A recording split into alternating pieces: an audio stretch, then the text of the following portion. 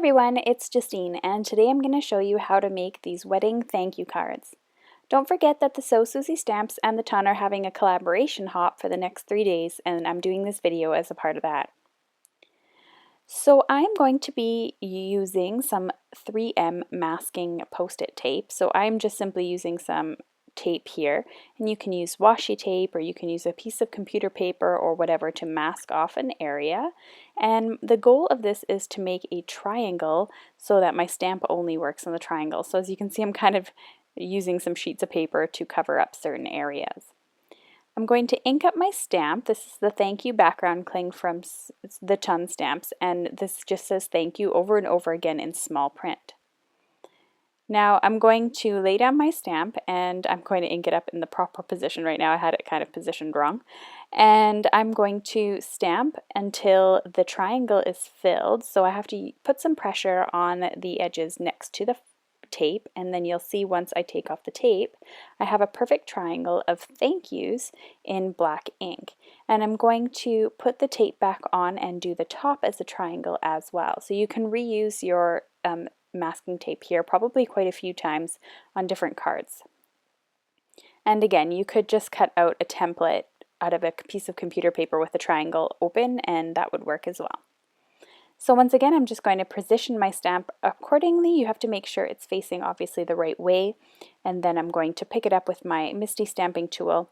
You can also just simply place the cling stamp on top of your cardstock and push down, but you'll just have to make sure you push down hard enough, because if you don't, you're going to have to start again.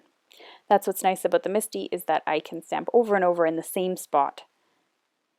Alright, so now I have my sort of hourglass shape thank yous, and I'm going to stamp the bride and groom circle stamp from So Susie Stamps this time, and I'm going to stamp that onto a piece of white scrap paper, and I'm going to cut it out using a circle die. You can also cut it out using scissors. It just depends on what supplies you have in your stash. So I'm going to cut this out with a die, which is a metal piece that cuts, and I'm going to put it through my die cutting machine, and it's going to cut out the perfect circle for me. You could also use a paper punch for this, or again, just regular scissors.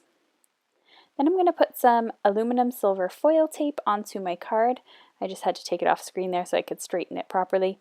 And then I just simply added the groom and bride and groom stamp here onto the front of the card.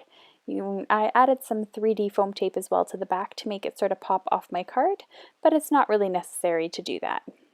Once that was all finished, I simply glued the back of the card onto a card base. So this panel here measures 4 by 5 1/4, and my card base front is going to measure 1/4 inch bigger at 4 1/4 by 5 1/2 when it's folded.